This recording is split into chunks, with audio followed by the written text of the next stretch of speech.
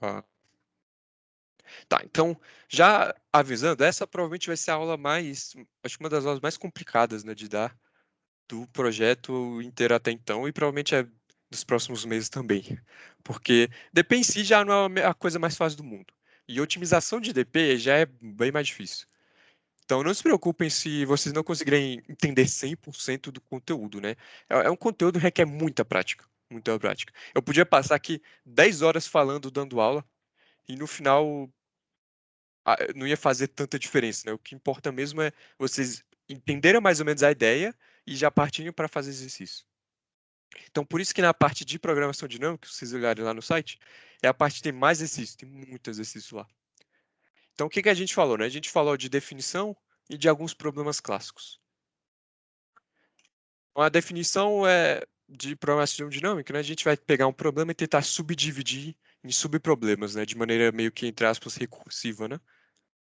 Então, a gente quer que o problema tenha subestrutura ótima, ou seja, o problema, a solução ótima do problema inteiro pode ser dada através da solução ótima dos subproblemas, né? E aí, claro, a gente vai aplicar isso de forma recursiva no sentido de que a gente vai pegar cada subproblema e também dividir em outros subproblemas, né? Até que o problema fique, esses subproblemas fiquem pequenos o suficientes para a gente resolver de forma rápida, né? Que seria meio que o nosso caso base. Ah, e aí a gente falou do problema da moeda, né? O problema da moeda é o seguinte: a gente tem várias moedas e aí a gente quer pegar moedas não adjacentes de forma a maximizar o nosso valor. Então, por exemplo, eu posso pegar esse 50 aqui. Posso pegar esse 50 aqui e esse 40? Não, porque eles estão adjacentes, né? Estão um do lado do outro. Então, qual seria a solução ótima desse caso aqui, né? Seria essa aqui. Então, eu pego esse 50, esse 50 e esse 25. Veja que a gente não pegou elementos adjacentes. E se você fizer todas as combinações possíveis, vocês vão ver que essa aqui é a de soma máxima, né? Que dá o resultado dá 50 mais 25. E aí a ideia é fazer uma solução com programação dinâmica. Então, a ideia com programação dinâmica seria fazer aquela força bruta, né? Que a gente chama talvez de DB pega ou não pega. Deixa eu ver se eu tenho um exemplo aqui. Eu acho que eu posso pegar a submissão desse problema.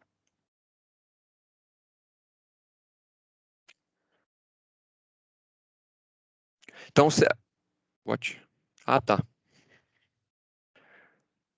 Mostrei esse aqui. Não, esse aqui não. Aqui já tá interativo. Esse. Tá, então a ideia aqui é o seguinte. Aqui está um pouco diferente, porque o problema é um pouquinho diferente, mas a ideia mais ou menos é essa, né? A gente vai fazer uma função recursiva e a gente vai ter uma variável que vai representar em qual posição a gente está, né? E a gente vai fazer uma... Essa função recursiva vai começar no primeiro elemento do vetor, ou seja, na primeira moeda, e vai decidir se vai pegar essa moeda ou se não vai pegar essa moeda. Né? Porque qual o ruim de pegar moeda? O ruim de pegar moeda é que você não vai poder pegar adjacente, né? Então a ideia é que a gente vai testar. Se a gente pegar a moeda, a gente vai ter que adicionar o valor dessa moeda na posição i, e a gente vai resolver o subproblema a partir da posição i mais 2. Ou seja, a gente vai considerar pegar os elementos na posição i mais 2 para frente. Por quê? Porque a gente não pode pegar o elemento adjacente. Qual é o elemento adjacente? O i menos 1 e o i mais 1. Né? Só que se a gente considerar pegar do i mais 2 para frente, a gente está pulando o i mais 1.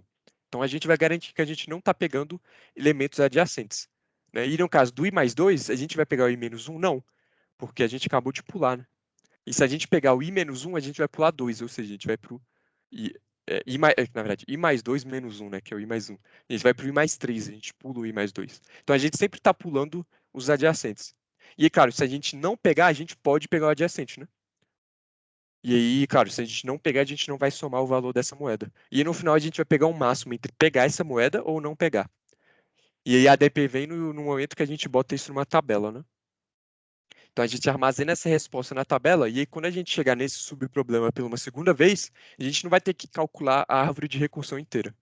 A gente só vai precisar ver o vetor a resposta que está armazenada na tabela, né? Então essa é a ideia da ADP. A gente vai pegar algo, pelo menos da aula passada, né? Na aula passada a gente pega uma função recursiva e a gente armazena na tabela. E com isso a gente consegue evitar calcular a mesma coisa mais de uma vez. Tá, então isso foi mais ou menos a ideia da aula passada. E aí a gente falou de outros problemas. A gente falou do problema de Kadani, que é o problema da soma máxima. Então você quer um intervalo com maior soma. Só que aqui você também tem elementos negativos, né? Então veja a diferença desse problema para o da ADP é que aqui eu tenho que pegar um pedaço contínuo, né? Então aqui, por exemplo, a resposta desse vetor, qual é o intervalo de soma máxima desse vetor? É esse aqui. Por que eu não posso só pegar o 7 e o 6? Porque se eu pegar o 7 e o 6, eu tenho que pegar um pedaço contínuo do vetor. Vou ter que pegar esse aqui tudo. E esse menos 10 é ruim, né? A gente também falou de alguns problemas de combinatória. Então, não só de coisa de maximizar ou minimizar valores, mas de contar coisas, né? A ideia é a mesma, só que ao invés de maximizar ou minimizar, a gente vai fazer contagem. E aí também a gente resolveu um problema bem legal disso na aula passada. E aí a gente também falou na aula de dúvidas de BitMask, que na verdade a aula era para ser na aula mesmo, BitMask, só que não deu tempo. E aí eu falei rapidamente na aula de dúvidas sobre BitMask. Na verdade é uma DP, só que você representar os seus estados, né, eh, com BitMasks, né, máscaras de bit. E é isso, um resumão do que foi falado na aula passada. Então vamos finalmente entrar na aula de hoje, otimização de DP. Então, o que a gente vai falar hoje? Provavelmente esse último não vai dar tempo. Opa, provavelmente esse último não vai dar tempo. Mas vai ter alguns exercícios dele e, bom, em qualquer momento vocês podem ir lá no grupo, né, tirar dúvidas sobre, ou aqui no Teams, depois da aula, né, se você, tentei fazer o plano de DP on Tree e não deu certo, como é que faz, né? Aí a gente ajuda vocês. Então, o que a gente vai falar hoje é sobre DP iterativa, otimização de memória e de transição. Então, a gente viu na aula passada algumas DPs recursivas. Então, a gente vai ver DPs iterativas, né? Qual a vantagem da DP iterativa sobre a recursiva? Toda vez que você faz uma linguagem de programação uma chamada recursiva, você vai ter que pegar todas as variáveis daquele nível da recursão, botar na pilha para fazer a segunda chamada, né? Porque quando você vai fazer a segunda chamada recursiva, você vai ter que resolver aquilo e depois voltar para a primeira chamada. Então, todas aquelas variáveis ali que foram declaradas naquele estado vão ter que ser armazenadas. E todo esse processo de armazena a memória, e vai para outra chamada recursiva, e resolve, e outra chamada recursiva, e depois volta, e depois tem que ler da memória e tal. Tudo isso é lento. Assim, não é astronomicamente lento, mas é lento. Então, em alguns problemas onde o tempo está muito apertado, a DP iterativa vai ser, talvez resolva o seu problema, né? Claro que a complexidade assintótica, né, em muitos casos vão ser a mesma, mas é o que a gente chama de constante ruim, né? A complexidade assintótica é a mesma, mas a constante da recursiva é um pouco pior. Só que a DP iterativa tem outra vantagem. A forma como a DP iterativa é feita permite a gente fazer algumas otimizações de memória e de tempo, que a gente vai ver ao longo da aula. Mas antes disso, a gente vai resolver o problema. Primeiro ver como é que faz de forma iterativa e depois a gente vê como é que otimiza. Então, vocês conseguem lembrar aí de como é a fórmula da ADP da moeda? Então, ou seja, a DP de I, né, a função no, no valor I, em termos da DP de outros valores, né? I mais 1, I mais 2, I mais 3, por aí vai. Alguém consegue lembrar aí de como é que é essa fórmula? Bom, eu tô só com uma tela aqui hoje e se alguém, se alguém mandar no chat, alguém lê aí pra mim, por favor.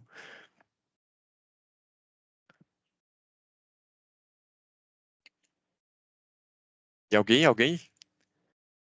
se prontifica? Vou, vou dar um spoiler, hein? Pra ver se vocês lembram. Vou pro outro slide e vou voltar rapidão. Opa! Opa, eita! Alguém... Você consegue lembrar agora? Deu uma refrescada? Pode chutar, gente. Não precisa ter medo, não. Se tiver errado, a gente corrige. O Max vai falar aqui. Opa. O Max da moeda de I, mais DP de 1 mais 2 Hum? e DP de mais 1. Isso, exatamente. Então, o estado I ou seja, a gente está considerando o problema da moeda, considerando todas as moedas da posição I para frente, né, I mais 1, I mais 2, até o final do vetor, né, de moedas. Como é que a gente acha a melhor... como a gente resolve esse problema baseado nos subproblemas? Então, a gente considera a gente pegar a moeda I, que significa a gente soma o valor moeda I, e a gente resolve o subproblema de saber qual é a maior soma, considerando as moedas na posição I mais 2 para frente. Então, essa é a possibilidade para caso a gente pegue a moeda. E caso a gente não pegue, a gente simplesmente considera pegar da moeda da posição I mais 1 para frente. A gente tem um caso base, né? Que é quando acabaram as moedas. Quando acabam as moedas, a gente retorna zero. Então, bom, eu imagino que aqui fique claro, principalmente para quem tiver assistido a aula passada, que com isso a gente, bom, a gente discutiu, né, bastante esse problema. Com isso a gente testa todas as possibilidades de pegar ou não pegar cada moeda, né? E a gente resolve isso recursivamente. Mas por que a gente resolveu isso recursivo? Será que dá para fazer um loop para calcular isso? Então, a gente pode simplesmente pegar essa fórmula, porque o que a gente fazia? A gente pegava a DPD e armazenava na tabela, que eu chamava de tab, né, na aula passada. A gente armazenava na tabela a resposta da DPDI. Então, no tabd armazenava a resposta da DPDI. Por que a gente não calcula isso direto na tabela, né? Então, aqui eu estou fazendo um loop da posição n-1, aqui eu estou considerando que o vetor tem n elementos e começa de zero, né? Então, eu vou começar um for de n-1 e eu vou descer. Por que eu vou descer? Porque o i depende do i mais 1 e do i mais 2. Ou seja, uma posição depende das posições na direita. Então, se eu começar na esquerda, na posição 0, para calcular o zero, o preço do 1 e do 2, né? Mas eu não tenho 1 e 2, então eu vou começar do final. Então, primeiro, o n é zero, porque se a gente está na posição n, já acabaram as moedas, porque vai do zero até o n menos 1. E o... Opa, aqui era para ser zero também. Enfim, considerem que aqui é um zero. Sei porque eu botei 1. Então, o que a gente vai fazer? Na tabela aí, a gente vai armazenar a fórmula, né? É exatamente a fórmula. É o máximo entre a moeda I mais tabela I mais 2 e tabela I mais 1. Como a gente está começando na direita, isso aqui já tem valor e esse aqui já tem valor. É isso. É basicamente isso. Então aqui eu trouxe esse problema que a gente resolveu na aula passada, que inclusive é o problema, aqui, esse problema que eu acabei de mostrar aqui, que é também um problema da moeda. E você pode simplesmente aplicar a fórmula, né? Aqui, ó. Então eu fiz um for. Então, aqui eu fiz um max, né? Eu fiz, na verdade, eu mudei um pouco os índices. Então, o maior elemento nesse problema é 10 à quinta. Então, aqui eu botei 10 à quinta mais 10, para ter uma folga aí, e eu comecei do max mais 3. E, na verdade, isso aqui está otimizado. É essa aqui.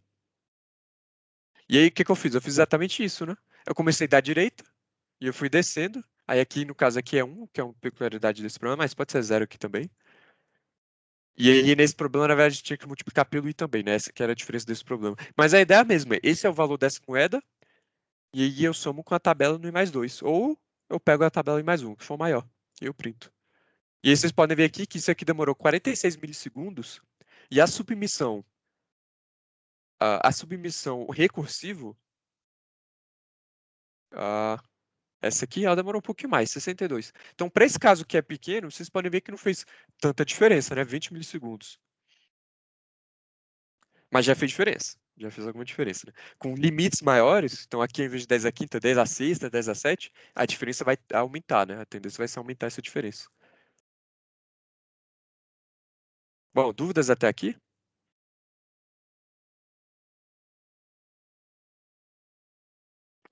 Beleza. Então, inclusive, deixa eu abrir um Miro aqui que eu esqueci de abrir.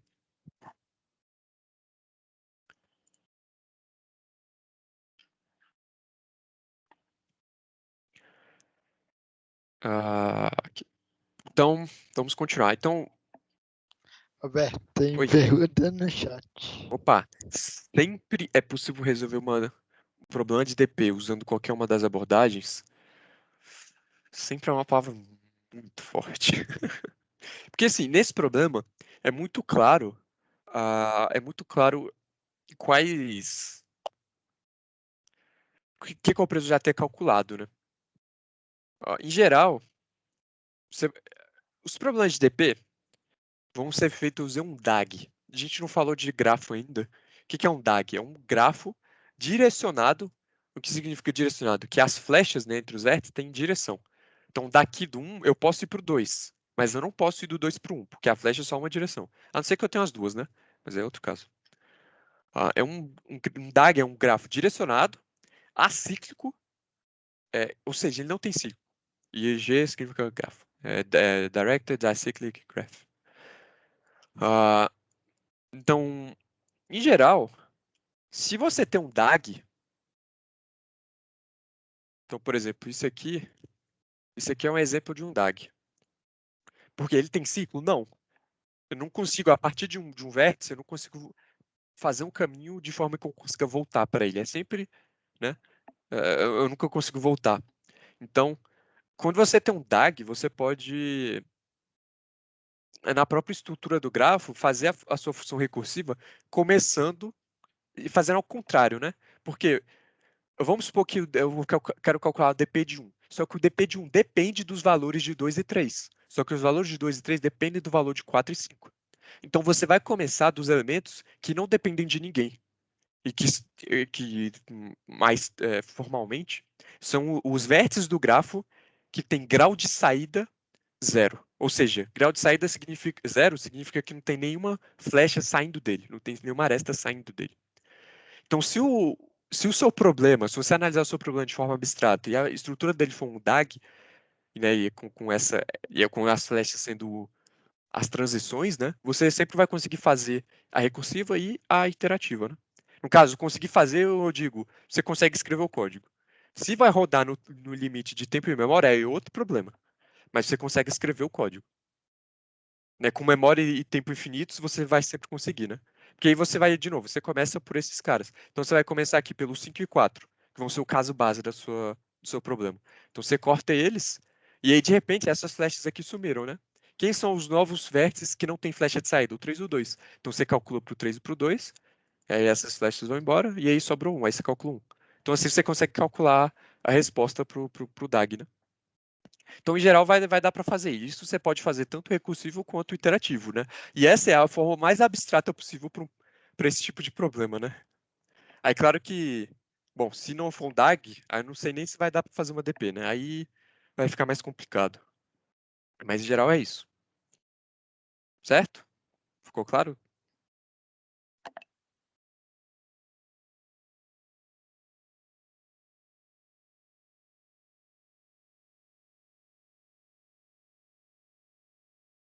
Beleza.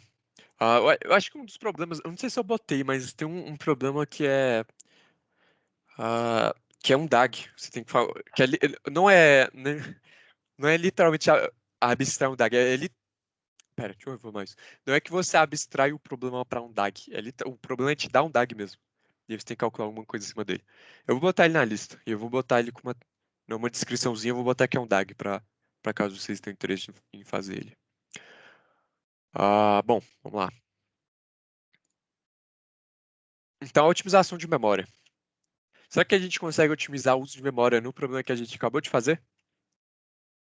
Se eu estou na posição I, o que eu preciso estar armazenado na memória? A posição I mais 1 e mais 2. Então, não preciso ter um vetor todo alocado, eu preciso ter quantas variáveis? Uma, duas? Essa aqui dá para botar, mas eu acho que nem precisa, dá para fazer tudo só com duas, né? E você dá um swap. Então, nesse problema, não faz muita diferença, né? Porque, pô, é 10 a quinta, então você está alocando um vetor de tamanho 10 a quinta, não é tanta memória assim para fazer diferença. E trocar isso por duas variáveis né? Só que tem problema que vai fazer diferença, né? E por isso que vou primeiro falar desse problema que é mais simples. Então, de novo, a gente volta para o mesmo problema. Esse aqui. Então, lembra, antes eu tinha tabela, né? Então aqui eu fiz outra submissão mostrando o mesmo problema. E de novo, que isso aqui tudo aqui em cima não importa, o que importa é só esse for. Esse aqui, esse TI, ele armazena a posição armazena a resposta na posição I, do valor I, né? O T1 é o I mais 1 e o T2 é o I mais 2. Então, o TI é o valor da moeda mais I mais 2 ou o I mais 1. E aí no final eu dou uns swaps aqui para, né? Porque quando eu for para a próxima iteração do loop, eu tenho que, né, botar os elementos na posição certa, né? Então, o i mais 1 vai para o i mais 2, porque eu estou indo para a esquerda, e o i vai para a posição i mais 1. E aí no final eu só printo. Isso aqui também passa. Você pode ver que ficou um pouco mais lento que a solução com a tabela. Provavelmente porque toda hora eu tenho que ficar declarando variável e dando swap. E ali quando você declara muita memória de uma vez, isso é eficiente, né? Se você declarar um vector, por exemplo, e você ficar dando pushback, pushback, pushback, isso é mais lento do que você declarar um vetorzão e for só preenchendo os valores. Por quê? Porque o computador ele é otimizado para você pegar um pedaço de memória e já inicializar ele. Ou pegar um pedaço de memória e já ler esse pedaço de memória, né? É, de novo, né? Uma diferença pouca e, bom, para esse problema não vai fazer diferença. Então vamos voltar aqui para a nossa otimização de memória. Então eu vou mostrar um problema. Eu queria resolver ele, mas a gente já gastou um tempo para falar do projeto e das coisas anteriores, né? Rapidamente da aula anterior. Então eu não vou resolver ele todo do zero. Eu vou mostrar ele. Porque se fosse resolver tudo zero, ia demorar pelo menos umas meia hora.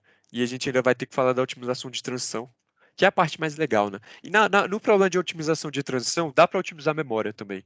Então eu vou mostrar a otimização de memória lá. Mas eu quero mostrar como você identifica, né? Qual tipo de otimização eu tenho que fazer. Então eu vou ler esse problema aqui para vocês. Então a gente tem R blocos vermelhos e G blocos verdes para a construção de uma torre vermelha e verde. Então, essa torre ela só pode ser feita com essas seguintes regras. Então, a torre ela consiste de níveis e suponha que ela tem N níveis. Então, o primeiro nível consiste de N blocos, o segundo nível de N-1 blocos, o terceiro nível de N-2 blocos e por aí vai, até só ter um bloco. Então, cada nível vai ter um bloco a menos, né? Então, o primeiro começa com N, N-1, N-2 e por aí vai. E cada nível só pode ter blocos da mesma cor. Eu não posso ter um bloco que tem um nível que tem blocos vermelhos e verdes. Ou é tudo vermelho ou é tudo verde, como está evidenciado aqui nesses dois desenhos, né? Então aqui ele botou esses 4 vermelhos aqui, tudo verde, ou botou verde, vermelho, verde, vermelho. Então suponha que H é a maior altura possível de níveis, ou seja, a quantidade máxima de níveis da torre. Então, claro, se você pode fazer uma torre de tamanho 4, você também pode fazer uma torre de tamanho 3, né? Como é que você faz uma torre de tamanho 3? Você elimina o primeiro nível. Aí você vai ter uma torre de tamanho 3. A gente quer considerar só as torres de tamanho H, onde H é o maior número de níveis possível. Então, a gente quer calcular quantas torres diferentes a gente pode ter com esse tipo de bloco. Então, 2 torres são diferentes se em algum nível a cor é diferente, né? Então, esses 2 blocos são diferentes? Essas 2 torres são diferentes? São, porque no primeiro de nível já deu diferente, né? Aqui é vermelho e aqui é verde. Então, aí a gente quer calcular a quantidade de torres diferentes, módulo 10 a 9 mais 7. Então, como é que a gente faz a ADP disso, né? Então, deixa eu abrir o reply aqui.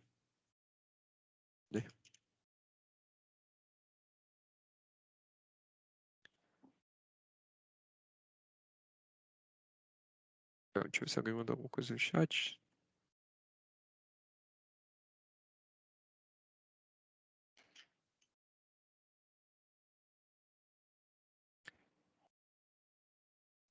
Uma hora carrega. Roberto, pode explicar então o Problema? input? Isso, Então, ele vai te dar. Você entendeu as torres? sim, entendi. Ele vai te dar quantos blocos de cor vermelha e quantos blocos de cor verde. E aí você vai ter que formar a torre usando esses bloquinhos. E aí ele quer saber quantas diferentes você consegue fazer, certo? Sim. Então, por exemplo, com 4 vermelhos e 6 verdes, você só consegue fazer 2 torres, que são essas torres aqui. Então, aqui a gente está usando 4 vermelhos, né? E os 6 verdes. E aqui a gente está usando aqui, ó, 1, 2, 3, 4, 5, 6 verdes e 4 vermelhos. Por sorte, isso tudo. Aí, claro, de novo, ele só conta as torres de altura máxima. Então, dá para fazer torre de altura 3? Dá. Mas a gente não quer contar ela, a gente só quer contar a altura máxima. Que nesse caso é 4. Mas vejam que o tamanho da altura máxima não é dado no input, a gente tem que calcular isso. Ah, tem um lixo aqui.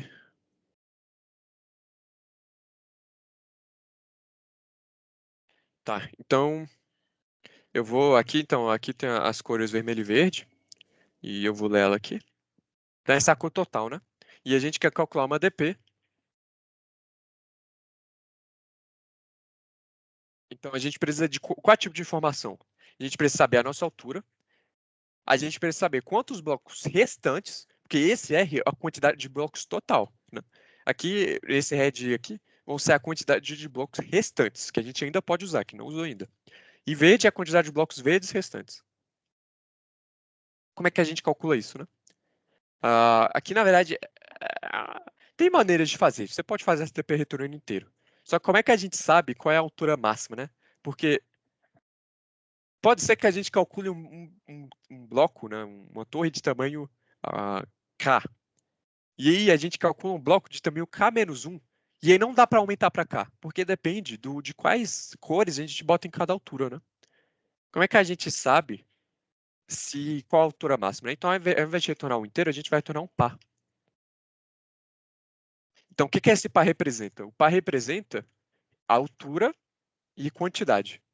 Então, se a gente tiver duas respostas, uma dá uma altura x e outra dá uma altura y, e x é maior que y, a gente só vai considerar a resposta do x. Se as duas alturas forem iguais, os dois pares, né, a altura dos dois pares forem iguais, a gente vai somar as quantidades. E aí, com isso, a gente vai saber não só qual é a altura máxima, mas como a quantidade. E aí a ideia é o seguinte: qual é o nosso caso básico? Quando é que a gente para? Quando a gente não consegue mais botar blocos. Então aqui a gente vai roubar um pouco. No lugar de começar do bloco N, a gente vai começar botando um elemento. Então a gente vai começar a montar a torre com um bloco, depois dois, de cima para baixo. A gente vai roubar um pouquinho no jogo, né? Mas no final das contas a resposta é a mesma. Então se a quantidade de blocos for menor que a altura e a quantidade de blocos vermelhos e verdes, né, for menor que a altura, significa que a gente não consegue fazer um bloco com esse nível, né? Então, na altura 1, a gente vai usar um bloco. Na altura 2, dois blocos. Então, nessa altura aqui, a gente vai usar essa quantidade. Então, se a gente não tem blocos vermelhos nem verdes o suficiente, então significa que acabou, né? Então, a gente vai retornar, opa, conseguimos fazer um bloco, uma torre de altura, e a gente vai falar que fez um bloco dele, uma torre. A gente chegou no final da recursão. Caso contrário, a gente vai fazer aqui possibilidades, né? Então, a gente vai calcular aqui nossos pares. Eu vou botar alto aqui, vai. A resposta, né? A resposta dessa recursão vai ser, primeiro, não vai ter nada. E aí a gente vai considerar as duas possibilidades. Se a quantidade de vermelhos for maior ou igual à altura, significa que tem o suficiente. Então, a gente vai fazer um merge, a gente vai juntar esse pair com resolver o problema esse problema aqui na altura mais um, com a gente vai gastar a altura blocos do vermelho e o verde vai continuar a mesma coisa. E se agora a gente vai fazer a mesma coisa para o verde, eu inclusive vou até copiar e colar, que é literalmente a mesma coisa. Então a gente vai botar verde, altura blocos nesse nível, blocos verdes, e a gente vai resolver o subproblema para o próximo nível. E aí aqui a gente vai ter que subtrair a quantidade de blocos verdes que a gente usou. E aí no final a gente vai retornar a nossa tabela, que vai ter essa quantidade de estados aqui tudo, igual a nossa resposta. O que é essa função merge? Essa função merge, eu dava para fazer direto, mas como a gente vai usar aqui duas vezes, transforma numa função, né? Não, a resposta A está falando que eu consigo tantas quantidades de torres com essa altura. E essa altura é o maior possível que a gente conseguir encontrar naquela recursão. E essa aqui é a mesma coisa. Então, se as alturas forem a mesma, eu vou retornar com essa altura, não um par aqui, com essa altura, e eu vou somar as quantidades. Aqui eu estou usando meu template, né? Vai ficar ponto second mesmo. Caso contrário, se a altura do primeiro, da primeira resposta, é maior que a altura do segundo, significa, bom, de novo, a gente só quer considerar as torres com a maior altura possível. Então a gente vai ignorar a quantidade de torres do B, porque a altura dele é menor, não é o máximo, né? Então a gente só vai retornar o par A. Caso contrário, se não for nenhum desses dois, só sobra retornar B. Vamos ver aqui se ele vai reclamar. Provavelmente vai reclamar. Opa, não declarei a tabela, né? Então a tabela a gente vai fazer num vector de pé. E aí a gente vai botar isso aqui. Eita, na verdade não vai ser um vector de pé, né? Vai ser um vector de vector de vector de pé. Então, acho que é isso. Então isso vai ficar feio, tá? Eu peço perdão. Teoricamente, ao invés de fazer. Bom, daria para transformar a tabela em dois vetores, né? Na verdade, duas matrizes. Mas enfim, deixa eu fazer assim, vai. 2, 3. Vai ter que inicializar essa tabela. Enfim, você vai ter que inicializar essa tabela aqui. Então você vai ter que botar aqui quanto de altura. E aí vai ter que fazer um vector de pé. Ah, eu não vou fazer isso. Porque eu não. A gente vai rodar esse Roberto, código. Tá no chat. e se inicializar com o mesmo site, funciona? O vector? Ah, não, acho que não. Eu acho que isso aqui não funciona. Tipo, eu acho que isso aqui ele reclama. Vamos ver. Eu acho que ele não sabe como é que inicializa isso aqui, né? Faltou o ponto de vírgula. É verdade. Bom, enfim, o importante não é a tabela. Você vai ter duas opções, né? Você pode fazer várias matrizes, você pode tentar fazer aquele vector de vector de vector de pé. Mas nem adianta fazer isso aqui, porque esse aqui não vai passar. Vai dar TLE, vai dar MLE, vai dar tudo. Por Ok. que que isso aqui não passa? Quantas cores verdes verdes e vermelhas a gente tem? 2 vezes 10 à quinta. Então, o tamanho dessa matriz vai ser pelo menos 4 vezes 10 elevado a 10. Então, vamos abrir a calculadora aqui do Google. Então, 4 vezes 10 elevado a 10. Isso em... isso aqui vão ser em pares de inteiros. Um inteiro é 4 bytes. A gente vai ter 2 inteiros. Então, vai ter que multiplicar isso aqui por 8. Isso é a quantidade de bytes que a gente vai gastar. Então, vamos dividir por 1024, a gente vai ter kbytes. Divide por 1024, megabytes. Divide por 1024, gigabytes. Então, isso aqui vai gastar 298 gigabytes. Se você olhar no problema, a gente tem 256 megabytes. Então, está uma ordem de grandeza abaixo. Né? A gente tá pulando de megabytes para gigabytes. Isso não vai passar na memória e muito menos no tempo. Existe uma forma de otimizar isso aqui um pouco. Por quê? Vocês concordam que se eu tô considerando, por exemplo, a altura 4, quantos blocos eu já gastei? 3 mais 2 mais 1, né? Esses são os blocos que eu já gastei. Então vamos botar isso aqui, vai. Quantos blocos eu já gastei? Foram 1 mais 2 mais 3 mais 4 até a altura menos 1. Então essa é a soma aqui, ó. Cadê minha caneta? Ó. Então é 1 mais 2 mais 3. Bom, eu vou escrever H no lugar de altura, porque é menos letras. Mais a altura menos 1, né? Se eu estou na altura H, então um nível eu gastei um bloco, um nível eu gastei 2 até H menos 1. Só que se a gente usar a fórmula de PA, isso aqui vai nos dar H vezes H menos 1 sobre 2. Né? Que vai ser H mais 1 mais H, ou H menos 1 mais H menos 1 mais 1, que é H, sobre 2. Então essa é a quantidade de blocos que a gente já usou. Não sei se é verde, não sei se é vermelho. Então, blocos utilizados vai ser a altura vezes altura menos 1 sobre 2. Só que, pera, eu sei quantos blocos vermelhos eu já gastei? Eu sei. Já gastei red blocos vermelhos. Pera, se eu já gastei essa quantidade de blocos, vou botar B, já gastei B blocos e já gastei red blocos vermelhos, se eu subtrair uma coisa da outra, eu vou ter quantos blocos verdes eu já gastei, não vou não? Vamos analisar um caso aqui. Vamos supor, esquece essa última linha, né? Eu já gastei 3 mais 2 mais 1. Eu gastei 6 blocos dessa linha aqui para cima. Só que eu sei que eu gastei 4 blocos vermelhos. Se eu gastei 6 blocos, 4 blocos foram vermelhos, só resta uma possibilidade. 6 menos 4 igual a 2 blocos verdes.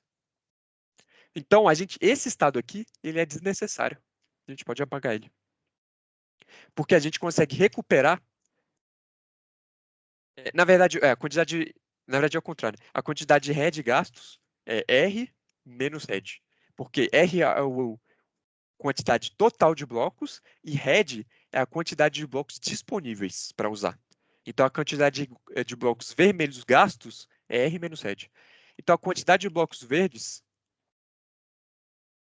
vai ser G menos a quantidade de blocos verdes gastos. Só que os verdes gastos é a quantidade de blocos totais gastos menos a quantidade de blocos vermelhos gastos. Então é meio confuso, se alguém não tiver entendido disso, eu posso explicar de novo. Mas a gente consegue recuperar a quantidade de blocos verdes disponíveis a partir desses dois aqui. Opa, melhorou muito. Melhorou e muito. Porque quantos blocos vermelhos a gente tem? 2 vezes 10 à quinta. A única coisa que sobra é a altura. Quanto de altura a gente vai gastar mais ou menos? Bom, aqui a gente de novo vai ter que usar mais ou menos a fórmula de PA, só que é o contrário, né? Vamos supor que a gente tem T blocos no total e esquece vermelho e verde. Imagina que é tudo igual. Então, vamos gastar todos os blocos, né? Então, a gente quer fazer 1, mais 2, mais 3, mais alguma coisa, né? Isso aqui vai ter que ser igual, mais um A. Isso aqui vai ter que ser igual T blocos. Ou igual a algo perto, né? Vamos considerar igual. Porque a gente quer gastar a maior parte dos blocos. E esse A vai ser a quantidade de altura, né? Vocês podem ver que isso aqui... Bom, isso aqui vai dar algo perto de...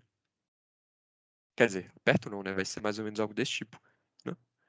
Então, bom, se a gente... Bom, dá para fazer todas as contas certinho, né? Resolver isso aqui, esse t é constante, e se você fizer a distributiva aqui, você vai ter uma equação de segundo grau. Mas vamos considerar isso aqui mais ou menos como se fosse um ao quadrado, né? Para simplificar. Então, a quantidade da altura vai ser mais ou menos, a raiz quadrada do t. Mais ou menos, né? Vai ser algo ali perto. Então, se você fizer essa conta aqui, essa equação de segundo grau, que eu não vou fazer aqui para não desperdiçar tempo, você vai ter uma resposta mais precisa, né?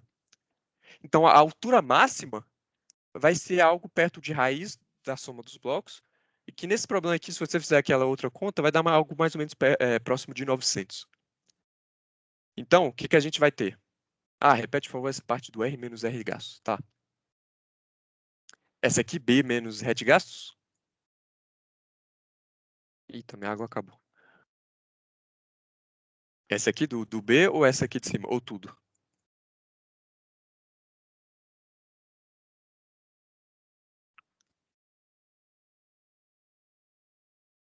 Bom, tá, vamos começar aqui do início, né? Então, a gente sabe que se a gente está na altura 4, começando de cima para baixo, né? A gente já gastou 3 mais 2 mais 1 blocos. A gente não sabe qual é a cor, né?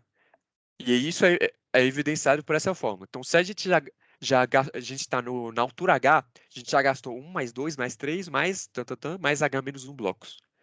E se a gente usar a fórmula de PA, isso aqui vai dar isso aqui. Essa fórmula, né? Então, é essa a quantidade de blocos gasto. E é isso aqui que está aqui, ó, altura vezes altura menos 1 sobre 2. Então, esses são todos os blocos gastos, independente da cor. A gente sabe que como a gente construiu a nossa DP, né? R é a quantidade que a gente leu, a quantidade total de vermelho que a gente tem no começo. No começo. Red é a quantidade de blocos que a gente tem disponíveis nesse ponto da recursão. Vejam que quando a gente chama recursivamente o DP para outra altura, a gente modifica esse valor. Então, se a gente tinha no começo R e a gente tem agora Red, então a quantidade que a gente gastou é R menos Red. Agora, a gente sabe que a gente gastou. Bom, vou fazer isso aqui de novo. A gente sabe que a gente gastou. A gente gastou B blocos no total. E desses B blocos, head gastos, essa variável aqui, vão ser os que eram vermelhos. Então, tirando os vermelhos, o que sobra tem que ser verde, né? Então, essa é a quantidade de verdes gastos. Então, a quantidade de verdes disponíveis, que é o green, é a quantidade total de verde menos os que a gente gastou, né? A gente pega tudo, a gente gastou isso, então a gente subtrai os que a gente já gastou, essa quantidade disponível. Então, ao invés de tratar isso como estado da DP, a gente recupera esse valor a partir desses outros dois. Entendeu? Beleza. Agora, de novo, vamos voltar para nossas contas. Red, quantos vermelhos a gente tem? 2 vezes 10 à quinta. Quanto de altura? Bom, eu falei para vocês que é 900. Vocês podem tentar resolver no papel a fórmula, que vocês vão achar algo mais preciso. Mas, se eu não me engano, 900 é o suficiente. Então, isso aqui, cada elemento aqui desse vai ser um par. Então, a gente vai ter 900 vezes 2 vezes 10 à quinta e 2 inteiros. Cada inteiro é 4 bytes, então você vezes 8.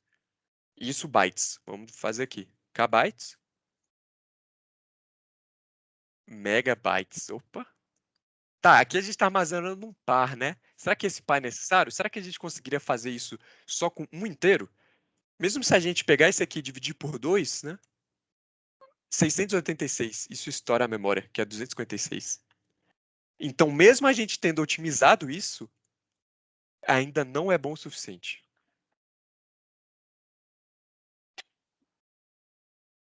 Então, qual é a solução? A gente vai ter que fazer isso de forma iterativa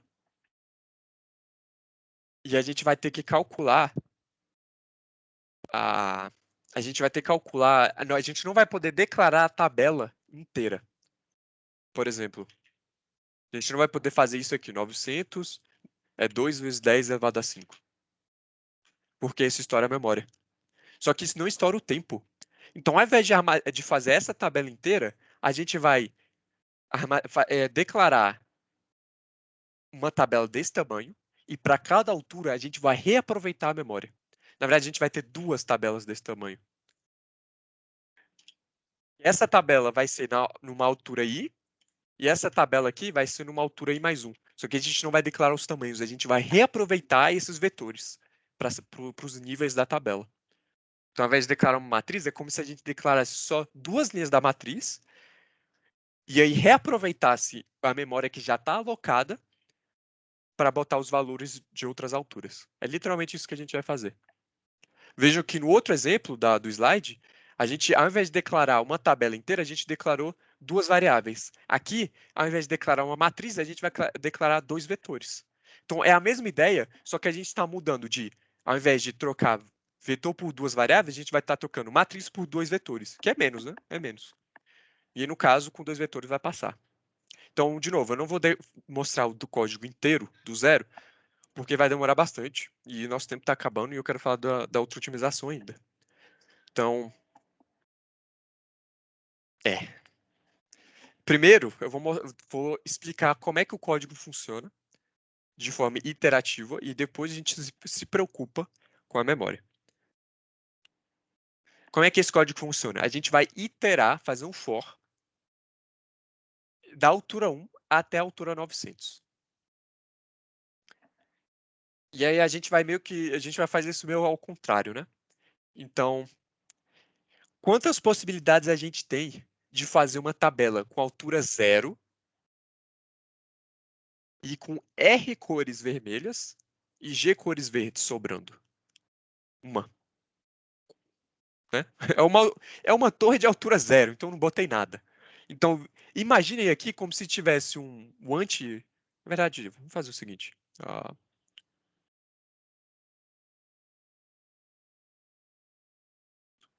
Imagina aqui que finge que aqui tem um G. Isso aqui fosse uma tabela com duas variáveis, né? Que falasse quantos vermelhos a gente tem, quantos verdes a gente tem, né? Sobrando, né? Para montar. Só que, de novo, a gente está fazendo aquela otimização dos estados. A gente só está armazenando os vermelhos e o verde a gente recupera. E ao invés de armazenar a altura também aqui, de algo desse tipo, a gente está fazendo isso da forma otimizada. Mas, de novo, não se preocupem, vamos primeiro tentar entender como essa DP funciona de forma iterativa e depois a gente se preocupa na otimização. Então, a gente vai iterar, fazer um for, para testar todas as alturas e a gente vai calcular altura por altura.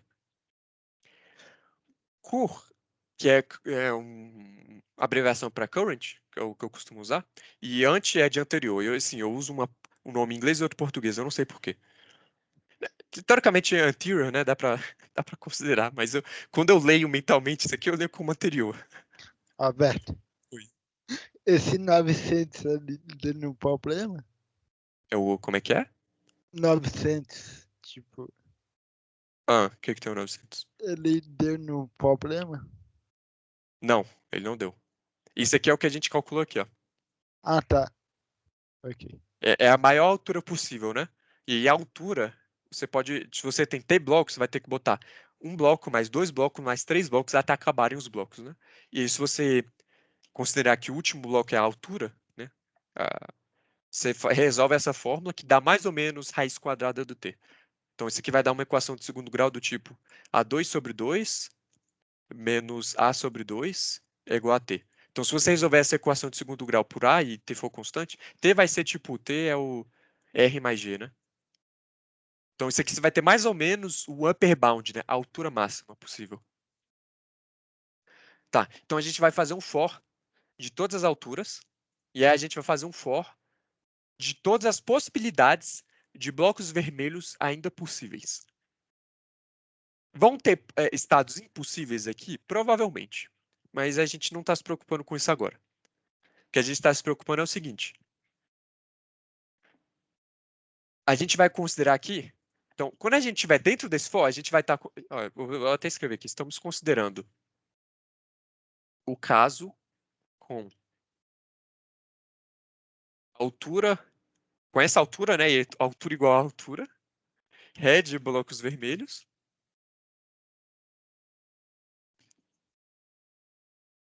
Green, blocos verdes. Esse green, de novo, a gente está recuperando através. É a mesma conta que a gente fez lá da outra vez. A gente está recuperando o valor de green através da quantidade de blocos e da quantidade de vermelhos já gastos. Mesma coisa. E aí aqui a gente vê se essa quantidade é possível. Então eu botei vários ifs aí. Talvez alguns sejam desnecessários, né? Por quê? Porque aqui a gente está testando todas as possibilidades de vermelho, né? Pode ser que seja impossível esse estado, né? Então a gente verifica isso aqui. Que é bom. Bom, talvez depois a gente pode falar desse if, mas o importante aqui é o seguinte. Se a quantidade de... Na verdade, dá para fazer o seguinte, né? Igual a gente fez da outra vez. Fica mais claro. Para não ficar muito diferente. De novo. Opa. A gente quer gastar... A gente está nessa altura, ou seja, a gente tem que gastar essa quantidade de blocos. Se a gente tem blocos vermelhos, de blocos vermelhos, né? O suficiente para isso, o que que a gente vai fazer? A possibilidade na altura, nessa altura, vamos supor, vamos botar a altura I, né? Finge que aqui ao invés de altura I. Então, esse curvo, ele representa a tabela na altura I, e esse ante representa a tabela na altura I menos 1. Então, se na altura I menos 1 a gente a gente conseguia chegar nessa possibilidade, que tinha red blocos vermelhos restantes e green blocos verdes restantes, a gente consegue dessa torre construir uma outra torre usando altura vermelhos nessa altura. Esse nome ficou horrível, né? Eu vou mudar para H, vai.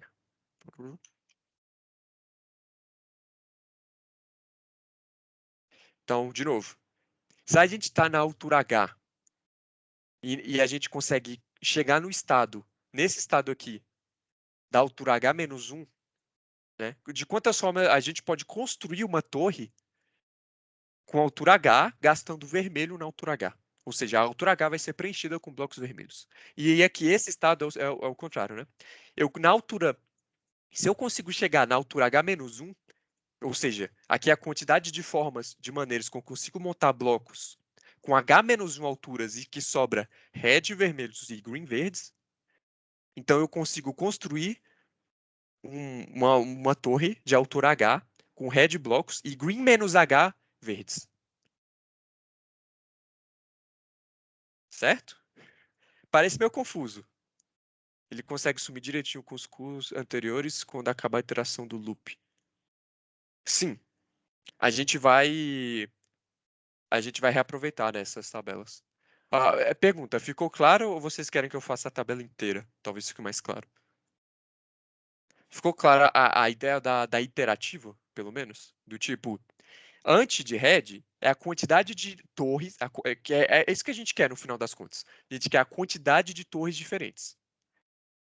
Só que não só a quantidade de torres diferentes, é a quantidade de torres diferentes onde sobrou red blocos vermelhos e sobrou green blocos verdes. Só que o problema é que se sobrou red blocos vermelhos e green blocos verdes, a gente consegue construir uma torre de bloco de altura H. Aqui é H-1 e aqui é H. E aí aqui a gente só atualiza, né? A gente gastou H blocos vermelhos, então sobraram red menos H blocos vermelhos. E aqui sobraram green menos H blocos vermelhos. Só que, de novo, a gente não bota o green, por quê? Porque a gente otimizou os estados, a gente recupera esse valor aqui.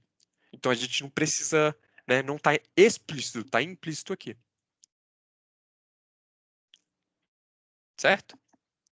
Então isso aqui vocês podem imaginar como se fosse algo desse tipo. Eu vou escrever aqui do lado e vou comentar, né? Red menos H, com todos os estados, né? Então, eu estou na altura H, sobraram red menos H blocos e aí sobraram green blocos. Então seria como se eu fizesse um mais igual, né? Na tabela do H-1, red blocos, green blocos. Então essa é a transição, né? É isso que a gente fez mais ou menos no outro problema, né? Talvez a gente tenha feito bottom-up no outro problema, aqui ficou um pouco diferente. Mas na altura H menos a gente tem essa quantidade, a gente consegue construir essa quantidade de blocos, só que agora com H de altura. Dúvidas? Bom, enquanto vocês vão pensando na dúvida, eu vou encher minha água 2 tempos. Rapidinho.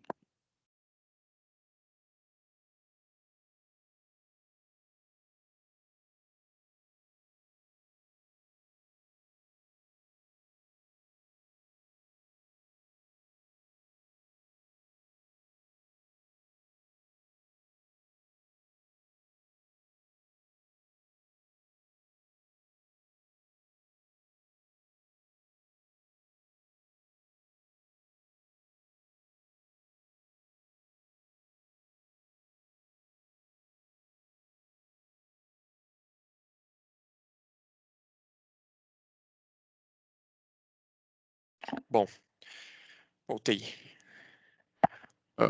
Ninguém falando nada aqui no chat. Tá. Agora ficou. Bom, essa é a ideia, né, da tabela. Só que vejam que a, a linha. Imagina a matriz, né? Aí, de novo, aí a gente otimizou esse estado aqui. Então, antes, na DP recursiva que a gente fez, a gente tinha isso aqui, né? A gente tinha aquela DP onde um estado era a altura e outro estado era quantos vermelhos sobraram.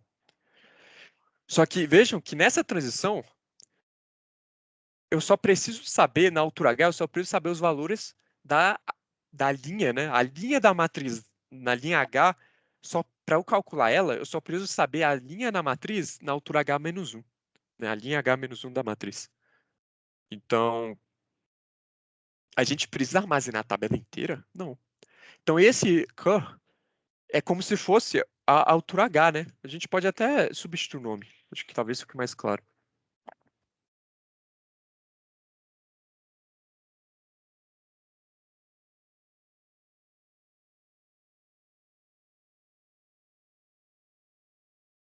Bom, H aqui não tem como botar um menos, né? Dá para escrever menos. Tabela H-1. Então é isso, né? Na tabela da linha H, eu só preciso saber a resposta do H-1. Só que quando eu sair da linha H e for para a próxima linha, né?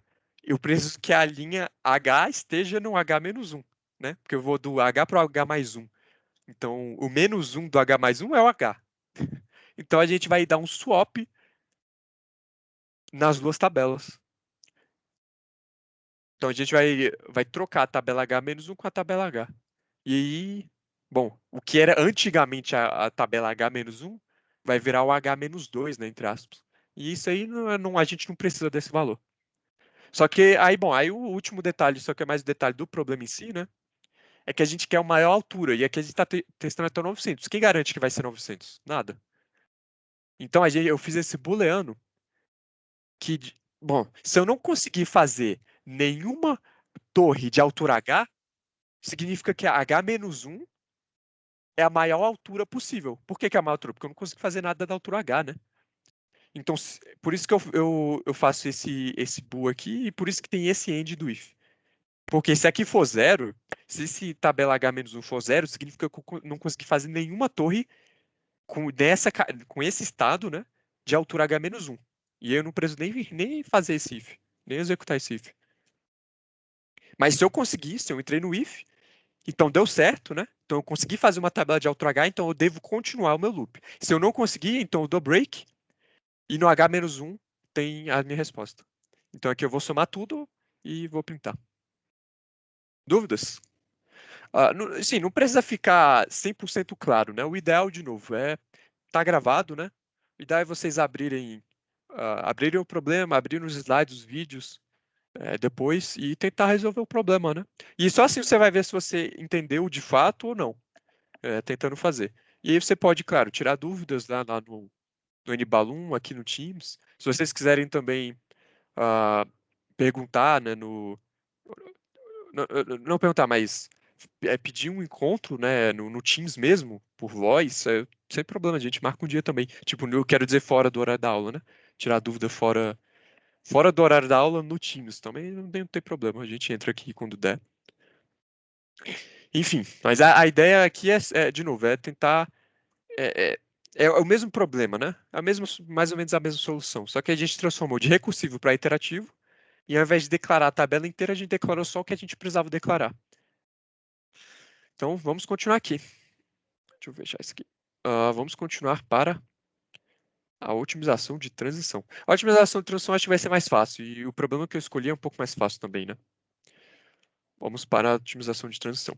Então, suponha que a gente está resolvendo um problema em que a gente encontra a seguinte fórmula para a nossa DP. Lembra que, quando a gente falou da moeda, a gente lembrou da fórmula, né? Como é que era a fórmula? Então, em muitos casos do problema de DP, você vai ter que achar uma fórmula. E isso ajuda bastante nessa fórmula. Então, vamos supor que a resposta para o I é o somatório do J de I menos K até I menos 1, né? Para esses elementos tab J. E o K é um valor fixo. Como é que fica o código? A gente faz um for do I. Aqui a gente está assumindo que a nossa tabela, né? Ela tem N de tamanho. Então a gente vai do 0 até o N. E aí a gente vai fazer um outro for do J, do I menos K até o I menos 1, né? Não é isso que ele faz aqui? I menos K até I menos 1. E a gente vai somar no valor I, a gente vai somar o tab de J. Então, se vocês analisarem direito, o valor na tabela I é a soma de um intervalo. É um intervalo I menos K e I menos 1. Vamos supor que o K é 10. Então, é a soma do intervalo I menos 10 até o I menos 1. Né? Vamos botar um valor concreto, né? 22. Vamos voltar aqui para o Miro. Vamos supor I igual a 22 e o K é igual a 10.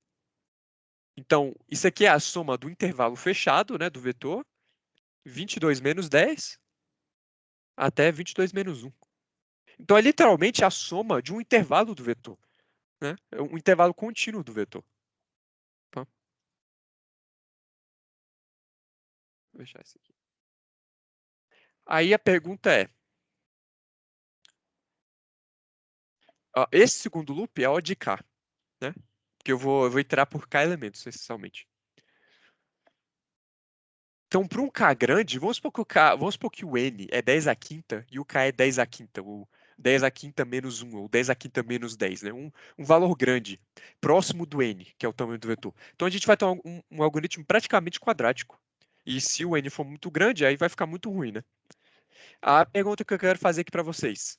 Vocês conhecem algoritmos, ou técnicas, ou estruturas de dados que façam soma de intervalo rápido? Não é isso que a gente está fazendo? A tabela de uma soma de intervalo? Será que a gente consegue substituir esse segundo for inteiro por alguma outra coisa que ao invés de O de K funcione O de 1 ou O de log N? Vocês conhecem alguma técnica que faz isso? Sagtree. Segtree. Segtree, prefix sum, Fenwick tree, decomposição raiz quadrada. Qualquer uma dessas técnicas que faz soma melhor que O de K pode ser aplicada aqui. Sim, PSA é prefix sum também. Eu não tinha visto aqui no qual o melhor canal para tirar dúvidas. Eu recomendo o grupo do NBalloon, o grupo de jogar conversa fora. Porque lá não só tem a gente do projeto, mas tem toda a galera, né? Então, por exemplo, tem o José que foi para Mundial da SCPC. Então, eu acho que ele sabe alguma coisa desses assuntos. Ele é muito fera. Então, se você mandar lá, você tem a possibilidade de outras pessoas responderem também, né? Mas se você não se sentir confortável mandando lá, você pode mandar no, no Teams, né? Aqui no próprio Teams que a gente está. Então você vem aqui no canal Grupo Avançado e manda aqui, só mandar bala. O que fica melhor para você. Eu, em particular, recomendaria o Telegram. Então é isso. Ah, como otimizar a nossa soma de intervalo. Todas essas técnicas podem ser utilizadas. Então a gente vai resolver aqui um problema do Atcoder. Na aula 1, eu tinha botado um. Eita. Ah, na aula 1, eu tinha botado um link do contexto educacional de DP do Atcoder. Ele é bem interessante, eu recomendo vocês darem uma olhada. Ele é difícil, mas ele é interessante. Então vamos verificar o seguinte problema aqui. A gente tem N crianças numeradas de 1 até N, né? 1, 2, 3 até N. E eles vão dividir K2 entre elas. Então, cada criança deve receber entre 0 e AI2. Né? A criança I deve receber entre 0 e AI2. Então, AI é o elemento I do vetor, né? Na posição I do vetor que ele vai te dar. E no final de tudo, quando você dividir todos os doces, nenhum doce deve sobrar. De quantas maneiras a gente pode distribuir esses doces, módulo 19 mais 7, né? Que siga essas regras, né? Cada criança recebe entre 0 e AI doces e não sobra nenhum doce. Então aqui, por exemplo, ele dá um caso, ó. Tem 3 crianças e 4 doces. A primeira criança pode receber até um doce, não pode receber mais de um doce. A segunda não pode receber mais de 2 doces e a terceira não pode receber mais de 3 doces. E aqui ele dá todas as possibilidades, né? Então, por exemplo, uma possibilidade aqui é dar 0 doce para a criança 1, tadinho, não vai comer nada. A segunda criança ganhou um doce e a terceira criança ganhou 3. Então, a gente tinha um total de 4 doces e todos os doces foram gastos, né?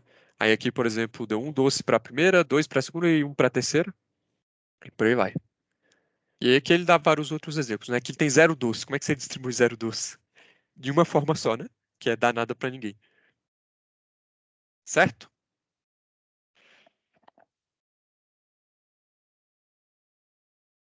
Como é que a gente resolve esse problema? Então, vamos tentar resolver ele aqui.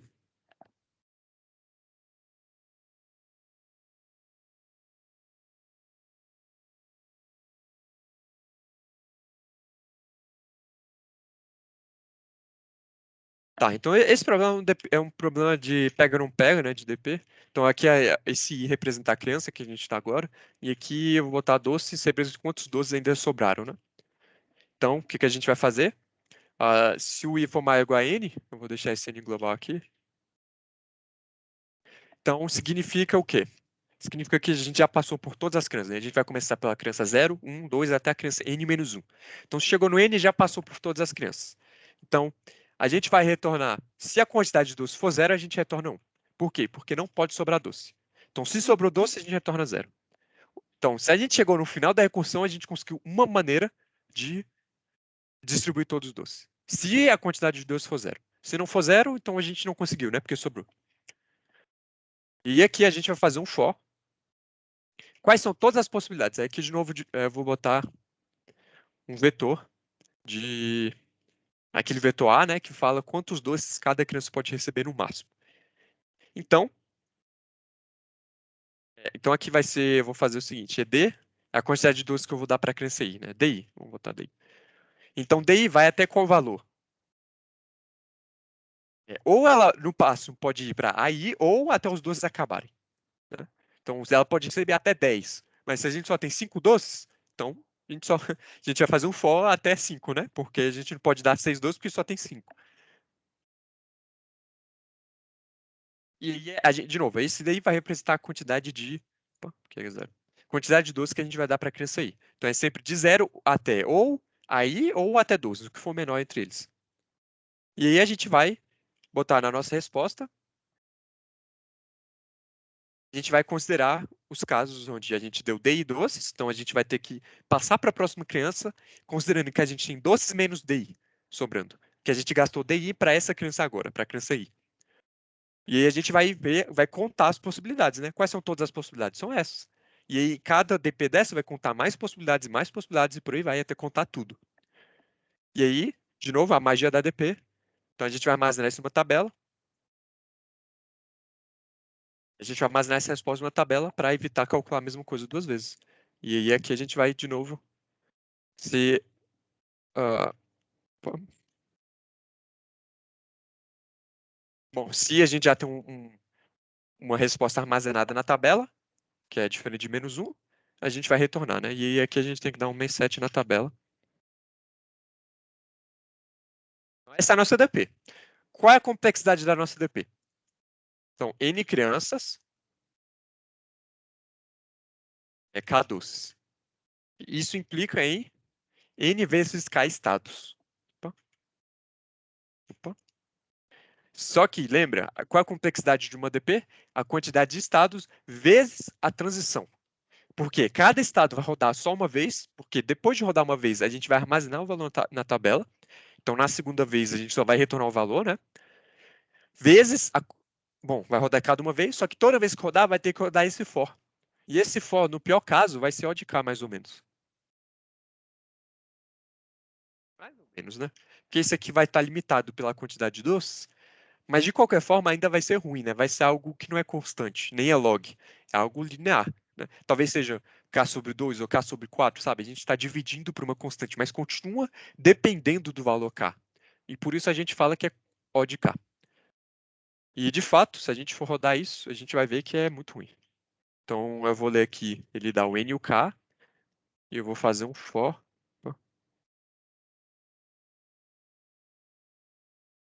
Eu vou ler lá o vetor que ele dá, né? Então vamos rodar isso aqui, vamos ver o que acontece. A gente vai começar pela criança 0 e a gente tem todos os 12 inicialmente. Vamos ver se isso aqui vai funcionar. Pá, deu alguma coisa errada aqui. Não declarei a tabela também, né? Então a tabela eu vou ter, vamos ver aqui os nossos limites. São até 100 crianças e 10 a quinta dos. Então, vou botar aqui 101 e max, que é esse valor aqui.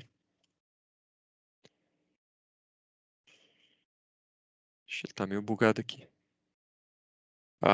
E que eu não declarei a resposta. Inicialmente a gente tem 0 maneiras, né, de responder o problema e a gente vai somando isso. E tem que calcular mod, né? Mod. Compila, compila. Tá, aparentemente compilou. Vamos testar aqui, né? Vamos pegar esse caso aqui. 3, 4, 1, 2, 3. 5. Parece funcionar. Vamos calcular aqui, então, esse aqui. Vamos ver se está funcionando. Opa, deu 1. Eu acho que está funcionando, hein? Vamos testar este caso aqui. Opa. Lá de novo, vai.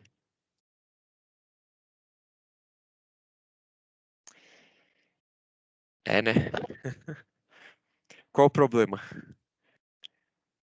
Qual a complexidade da nossa DP? N vezes K vezes K. Quanto é o K? 10 à quinta. Então dá 10 à quinta vezes 10 à quinta vezes 100, no pior caso. Esse aqui nem é o pior caso. Aqui é 10 à quinta vezes 10 à quinta vezes 4, que dá 4 vezes 10 elevado a 10. Isso aqui não vai calcular hoje não, hein? Vai demorar pelo menos minutos. Dá para calcular mais ou menos, estimar o tempo que ele vai demorar, mas não vai ser rápido não. Vixe. Pois é. Então, o que a gente tem que fazer? A gente tem que otimizar alguma coisa. Então, de cara eu posso adiantar que otimizar os estados não vai ser fácil. Talvez até seja impossível. Mas impossível é uma palavra forte, né? Então, o que a gente pode tentar otimizar? A transição. O que a gente está fazendo aqui? A gente está fazendo uma soma, né? De um intervalo. Será que a gente consegue aplicar uma, uma PA, uma PSUM, uma segtree, talvez? Então, vamos tentar resolver esse problema de forma iterativa. Então, a gente vai fazer o seguinte. Vamos tentar traduzir o problema. Então, de novo, vamos olhar aqui. A dp do i depende do valor da dp i mais 1. Então, a gente vai começar a calcular a dp da direita para a esquerda. A gente vai começar do n-1 até para trás. E aí, de novo, eu vou... Bom, vamos fazer sem a otimização de memória e no final, se sobrar um tempo, a gente faz otimizando a memória. A primeira coisa aqui é a gente sabe que a dbn 0 é 1. Por quê? Porque a ADP, quando a gente chega no estado N, e sobrou nenhum doce. Então é 1. Caso contrário, vai ser 0. Só que como a gente está declarando global, quando você declara uma variável global, ele já bota 0 para a gente. Então isso aqui não precisa nem fazer um main set. A gente pode até apagar esse main set aqui. Bom, vamos fazer a transição, né? De novo, a gente vai... Aqui na ADP, a gente já recebe esse doce como estado. Então, a gente vai ter que, de novo, brutar todos os estados.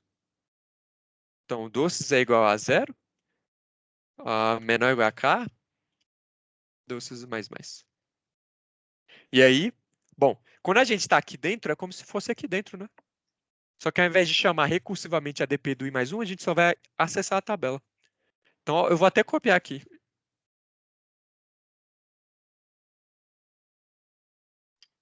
Claro, a gente vai ter que fazer algumas modificações, mas, em geral, a estrutura vai ser parecida, né? É isso que eu quero mostrar com esse Ctrl+C, Ctrl+V. Porque, de novo, né? No outro problema, talvez não tenha sido melhor, porque a gente modificou muito a ideia da DP, né? Não muito, mas a gente modificou o suficiente para em 20 e 30 minutos não ficar, talvez, tão claro quanto eu gostaria. Mas aqui, a gente vai fazer a mesma coisa, né? De novo, aqui a gente já recebe esses valores, né? Só que como a gente não está chamando recursivo, nesse caso, a gente vai ter que brutar todos os valores, né? Testar todos. E aí, de novo, o estado da ADP no valor i só depende do i mais 1. Então, por isso que a gente está fazendo esse for da direita para a esquerda, mas esse for pode continuar o mesmo. Não faz diferença. Pode ser do 0 para o k, do k para o 0, pode ser do jeito que vocês quiserem. E aí aqui a gente vai fazer esse for. Então aqui a gente tem a nossa resposta. A gente nem precisa dessa resposta, mas vamos deixá-la aí. E aí no final a gente vai botar essa resposta na tabela aí. E dos. E aí, lembra que eu falei, aqui a gente não tem função para chamar, então a gente vai ter que acessar diretamente a tabela. Então vai ser a tabela na posição i mais 1 com doces menos d e doces. É isso. É basicamente isso. Bom, talvez eu esteja esquecendo de alguma coisa, mas vamos rodar aqui. Se der errado, a gente acha o erro. Aí, de novo, né, a gente fez a DP e aqui é o nosso caso base. Nosso caso base, ao invés de ser um return, nosso caso base a gente inseriu cirurgicamente na tabela, a gente falou, ó, aqui é o caso base, botou na mão. Pá. E esse é o caso base da nossa, entre aspas, recursão, né? É o caso base da nossa DP. Vamos testar aqui esse caso aqui. 3, 4, 1, 2, 3. Tem um segfault. O que eu fiz de errado? Fiz de errado aqui.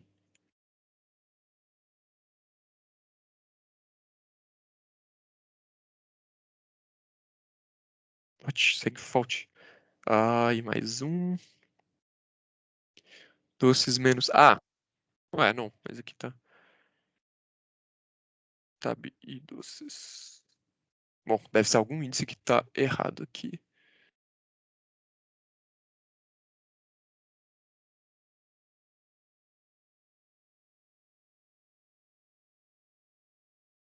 Alguém conseguiu encontrar o erro? O for tá. É verdade, obrigado. Esse aqui é da direita pra esquerda, né? Obrigado. É, valeu.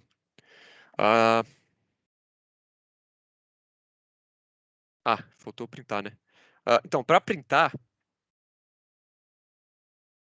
que a gente vai printar?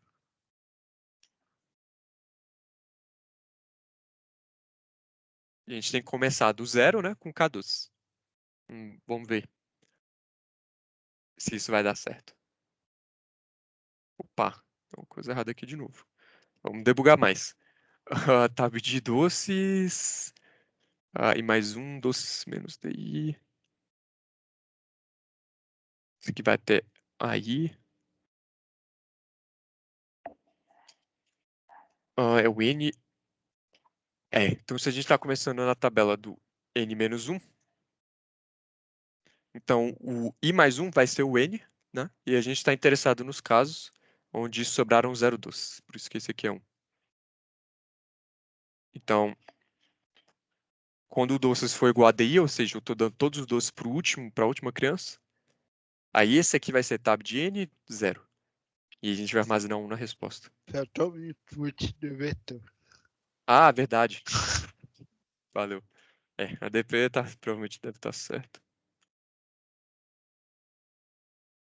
Eu tinha apagado e eu nem vi. Tá, vamos lá. Tentativa número 3. Bom, deu certo. Só que o que é isso aqui?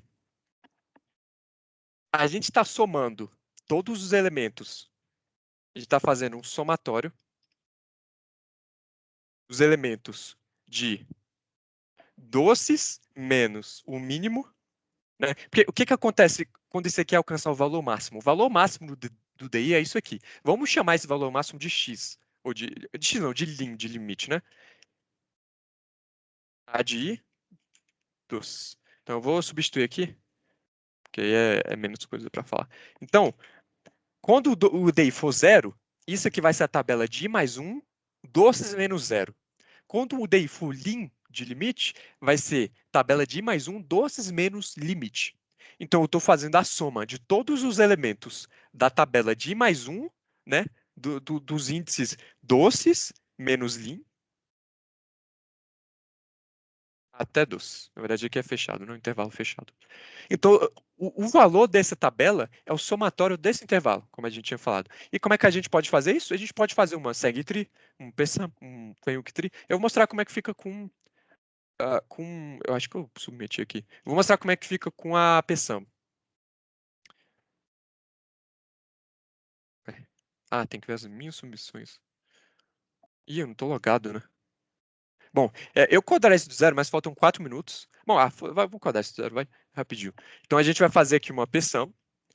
Eu vou decorar isso como vector para já inicializar. A gente vai declarar isso como uma psum. E nosso valor da psum de zero vai ser o valor na tabela i mais 1, 0. Ou seja, isso aqui é como se a gente estivesse copiando essa linha da matriz. E aí a gente vai fazer um for de I a gente já usou, vamos usar J, então vamos usar DI, ou menor ou igual a K, DI mais mais. Então a psum no DI é igual a tabela I mais 1, DI, mais psum de DI menos 1. Então isso aqui a gente faz a psum, né? E aí como é que a gente calcula esse valor aqui? Bom, o nosso res é o res mais. Aí agora a gente vai ter que fazer a psum. Então a gente, na verdade, vai substituir esse for inteiro, né? A gente vai substituir por esse somatório. Então a resposta ela é o psum de doces. E se o doces menos lim ainda cai no vetor, né? Que bom, esse aqui é menos 1, né? Doce menos lim menos 1. Bom, isso aqui é a psum, né? Você pode substituir uma segue se você não se sentir confortável com a psum. A gente vai fazer res mais menos a psum na posição doces menos lim menos 1, só que a gente vai ter que somar isso com mod e calcular o mod. E aqui também a gente vai ter que botar um mod, né? Mas em geral, a ideia, se você não estiver entendendo muito bem a ideia da combinatória ou a ideia do mod, a ideia aqui importante é isso, né? A gente está substituindo esse for por uma psum. Então a gente está substituindo algo O de K por uma soma O de 1. E aí, se eu não tiver errado nada, a gente vai ver que isso aqui vai calcular o outro. Doces menos, opa. E eu tenho que fazer isso rápido, porque daqui a pouco é a aula do intermediário. Cadê o problema? Rápido. Bom, vamos testar esse caso aqui primeiro. Deu errado alguma coisa. deu de errado?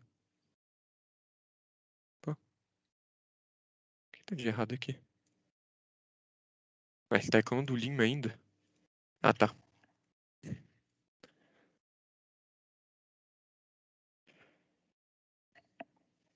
Pô, foto, ponto, vírgula. Ah, tinha falado aqui, valeu. Vamos ver. Opa, deu 5. Vamos ver. Esse aqui que tinha demorado eternamente da outra vez. Vamos ver o que que acontece. Ah, tá. Aqui eu tô. Pera. Não, esse aqui tá certo. Ué. Ah, esse aqui. Bom. Esse aqui, aí já vai um dica de debug pra vocês. Olha só. Esse aqui tem que estar aqui fora. Porque aí senão a gente substitui algo de ODK por algo de ODK do mesmo jeito, né? Só que isso aqui, de novo, isso aqui e depende do doce, né? Da quantidade de doce. Então isso aqui eu não preciso calcular todo o for. Isso aqui eu calculo uma vez só. Isso aqui não tinha dado. Vou dar de novo. E agora deve funcionar. Reclamou do. Ah, reclamou do pessoal. Eita, tá difícil. Vamos. Funciona, funciona. Já falta 1 minuto. Tá, deu errado, mas calculou rápido. Bom, deve ter algum erro aqui. Eu vou terminar a gravação para o povo da turma intermediária que vai dar aula agora ir lá. E aí, para quem quiser ficar, eu debugo o que sobrou aqui. Então, muito obrigado pela atenção. A aula é isso.